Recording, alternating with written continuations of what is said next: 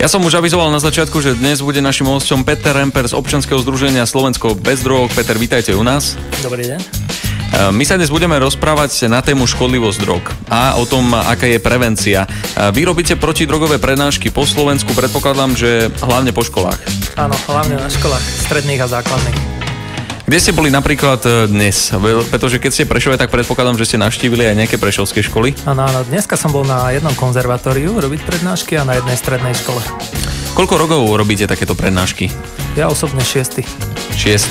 Takže už máte asi za sebou niečo to odprednášané? Zhruba 4000 prednášok. 4000 prednášok, tak to je pekné číslo. A akou formou sú vedené tieto prednášky?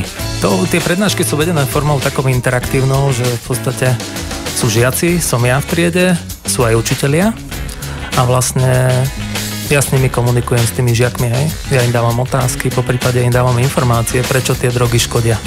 Chodia spolu s vami na takéto prednášky aj bývalí narkomani napríklad? Nie. Aké sú ohlasy u študentov po takejto prednáške? Ohlasy u študentov sú také, doniesol som so sebou nejaké odpovede po prednáške. Môžeme si ich prečítať? No. Totižto žiaci po prednáške majú tú možnosť sa vyjadriť anonymne, čo sa dozvedeli. A z anonymných odpovedí takmer vždycky vyjde, že sa dozvedeli viac ako predtým, než vedeli. Až na výnimky samozrejme. A napríklad citujem jednu odpoveď od stredoškoláka. Drogy sú škodlivé a nemal by sa s nimi nikto zahrávať. Sám za seba poviem, je to svinstvo. 3 výkričníky. Žiak do základnej školy tu v Prešove píše. Drogy sú škodlivé návykové látky, ktoré ľuďom iba ničia životy a ich sny. Už teraz viem, že drogy nikdy v živote nebudem brať. Tak je vidieť, že sú pozitívne odpovede, že veríme, že tí študenti a žiaci naozaj po tej droge nikdy nesiahnu.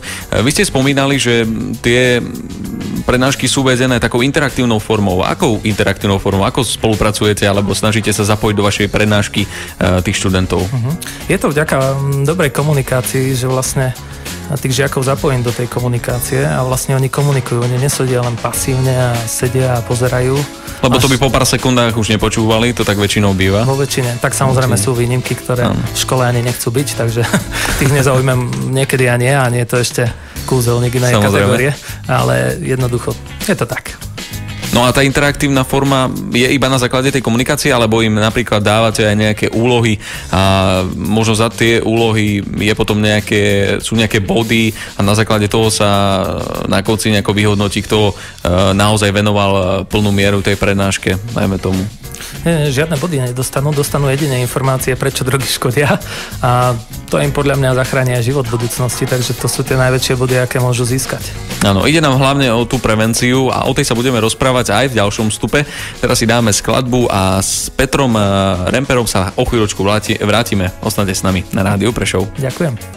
V štúdiu Rádia Prešov ešte stále Peter Remper, prednášateľ, ktorý má za sebou viac ako 4000 prednášok na tému škodlivosť drog. Peťo, ešte raz ahoj. Ahoj. Prečo je podľa vás dôležitá prevencia? Prečo je v Prešove, či všade? Všade.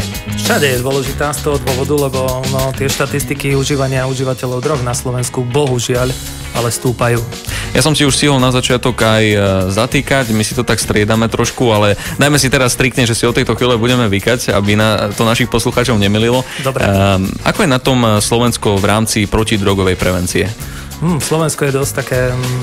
Ako zhoršuje sa to, hej? Aby som tu prečítal podľa výsledkov prieskumu ESPAD, Európska školská štúdia o alkohole a iných drogách, ktorá sa robila na Slovensku v roku 2011. Každý 5. stredoškolák vo veku 15 a 16 rokov užil marihuanu najmenej raz za rok. Hej? Napríklad. Hej? Takže... Marihuana je taká rozsiahla alebo rozšírená droga, hlavne u mladých ľudí. Je podľa vás bežné, že mladí ľudia skúsia a už to potom nechajú tak, alebo stáva sa, že sa stanú na tom závislí vo väčšej miere? Tých dôvodov je viacej, čo mi tvrdia mladí ľudia, že ja im dávam na začiatku prednášky takú otázku, z akého dôvodu môže človek začať brať drogy, povedzte mi. A je tam aj táto odpoveď, chcú skúsiť. Lebo chce niekto skúsiť, nehovoria o sebe väčšinou, ale hovoria všeobecne, čiže chce niekto skúsiť, ale tých dôvodov je viacej, ako problémy so štúdiom, problémy rodinné, problémy rôzneho charakteru a vlastne potom ľudia skúšajú niekde ujsť a my sa nevedia, kam utekajú niektorí. Ono potom sa vynárajú postupne problémy, človek už svoje všetky financie venuje len na túto jednu činnosť a sú to problémy. Je podľa vás ťažké dostať sa zo závislosti, keď človek tomu naozaj prepadne? Sú také prípady, kedy už nie je cesty von? Záleží, v ktorom štádiu človek sa nachádza, ale sú prípady, kedy už nie je cesty von. To je môj osobný názor, hej, ako proste, keď má zničené telo, orgány v tele, ako čo tam chcete liečiť, hej, ako keď má zničenú pečeň. Ako to není klb, ktorý sa dá vymeniť dneska možno za pol hodinu. To je pečeň, to je srdce, to je rôzne iné problémy, ktoré sa nachádzajú, môžu vzniknúť vďaka alkoholu, ale aj iným drogám. Hej. Ja som si všimol, že vašu myšlienku aj vašu kampaň podporujú aj známe osobnosti. Možno by ste mohli spomenúť, ktoré napríklad. Presne tak, to som veľmi rád, že také osobnosti ako Dominika Cibuľková, ktorá tento mesiac podporuje našu kampaň aj na billboardoch, tak Dominika Cibuľková, spevák Rytmus, Martin Valiehora, Martin Madej, mimochodom jeho mama je z Prešova, pokiaľ dobre viem, hej. Takže Prešovčanka, rodačka. Takže potom rôzni športovci, hej. Adam Kto iný ako športovci by už Adam mali Žampa. byť tým presne správnym tak. príkladom? Akože hlavným smerom je, aby tie decká videli, že sa dá aj niečo iné urobiť, že sa to dá vďaka športu zvládnuť tá nuda a nejaké tie nástrahy dnešného sveta typu počítače a neviem čo všetko možné, lebo o zdravom tele zdravý duch a naozaj ja to vidím na tých športovcov, im to netrvá tak dlho ako niekomu, kto sedí doma a smúľa si palec a neviem čo ešte robí, jednoducho im to hneď dojde a nemajú vôbec problém prísť podporiť takúto akciu, hlavne keď vidia, že sa to robí vážne, že sa to nerobí len tak, raz sa za čas ideme dať čo urobiť. Počúvate rozhovor s Petrom Remperom z občianskeho združenia Slovensko bez drog. My sa o chvíľočku vrátime, budeme sa rozprávať aj o brožúrke Pravda o drogách, ktorý bol, spomenieme len to, že preložený do 22 jazykov. Ostaňte ešte stále s nami na rádiu Prešov. Richard Miller a Srdce ako kníže Rohan. Peter, medzičasom ty si sa zo mňa smial, že ma to ťahá k tomu, aby som ti týkal, tak sme sa dohodli, že si budeme týkať oficiálne od teraz, aby to našich poslucháčov nemililo. A keďže aj ty si mladý človek s mladým duchom, tak toto môžeme povedať. A okrem toho z občianskeho združenia Slovensko bez drog, vy ste nám priniesli, ty si nám teda priniesol aj brožúrku s názvom Pravda o drogách, ktorá, ako som už spomínal, bola preložená do 22 jazykov. Čo sa dozvie ten človek, ktorý si prečíta túto brožúrku? Alebo o čom je? Áno. Človek vlastne sa v tejto brožúrke, ktorá je v 22 jazykoch preložená, rozdáva sa už viac 10 ročí, ale stále sa aktualizuje, keďže tie drogy menia svoju podstatu.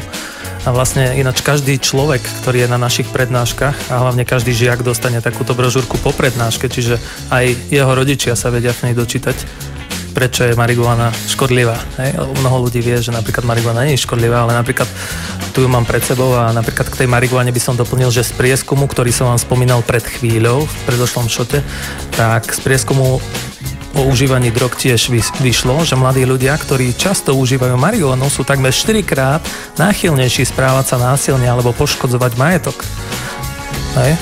Čiže pravdepodobnosť, že niečo ukradnú, je u nich 5-krát väčšia ako u mladých ľudí, ktorí marihuanu neužívajú. To sa píše v tejto brožúrke našej o škodlivosti drog.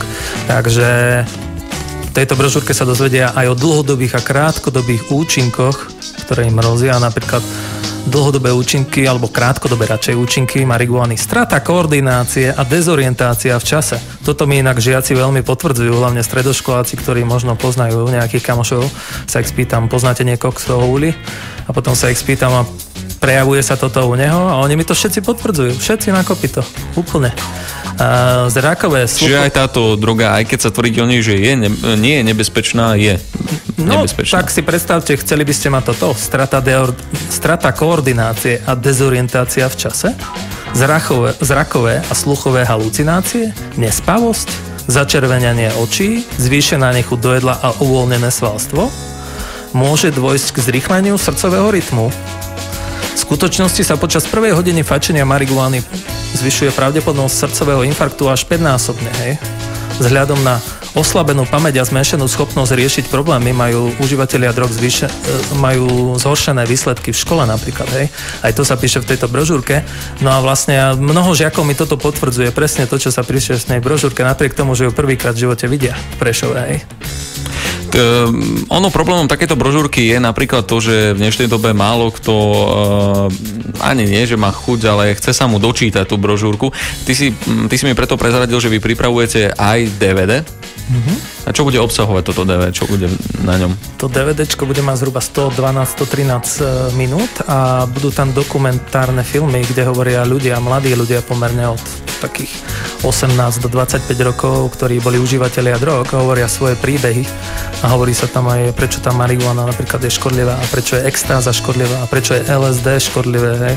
A prečo je alkohol, hej? A hovoria tam svoju skúsenosť, o čo prišli a že čo získali, v podstate nič, hej. A vlastne je to veľmi zaujímavý dokumentárny film a bude ešte aj manuál pre učiteľa k tomu, čo je úplne fantastické, lebo učitelia sami si to môžu na škole dodávať a tým pádom sa zrýchli celý ten proces prevencie oveľa rýchlejšie a tá spoločnosť môže byť oveľa zdravšia od tých pár rokov. Kam sa najbližšie chystáš prednášať? Chystám sa najbližšie tu na jednu základnú školu v Prešove. Mimochodom tu v Prešove som len v máji urobil 66 prednášok, ale to som len 3 týždne pracoval. Chodím posledný týždeň študovať, už rok. Takže vlastne na tých prednáškach bolo okolo 2,5 tisíc detí. Takže tu v Prešove priamo, hej. Všetky trojkové základné školy na sídlisku 3 boli na prednáškach. A rôzne iné, neviem presne adresy, takže to by bolo zdĺhavé, keby som toto mal vymenovať, hej, ale bolo veľa škôl, aj stredných škôl, nielen základné školy, aj stredné školy boli. Keď máš za takéto krátke obdobie toľko prednášok, je to náročné aj na psychiku? Máš potom napríklad keď máš celý deň prednášky, také stavy, že večer už nechceš sa s nikým rozprávať, chceš mať ticho, či je to v pohode, zvládaš to?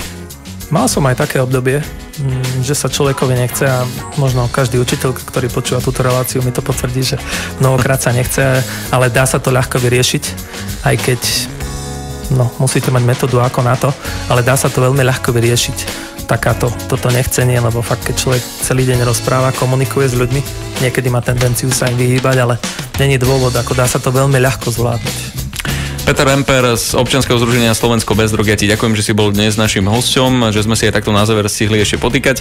No a prajem ti ešte minimálne ďalších 4000 úspešných prednášok, lebo určite každá prednáška prispieje k tomu, že Slovensko bude mať menej narkomanov, menej detí, ktoré budú mať vôbec chuť ochutnať a vyskúšať takúto drogu.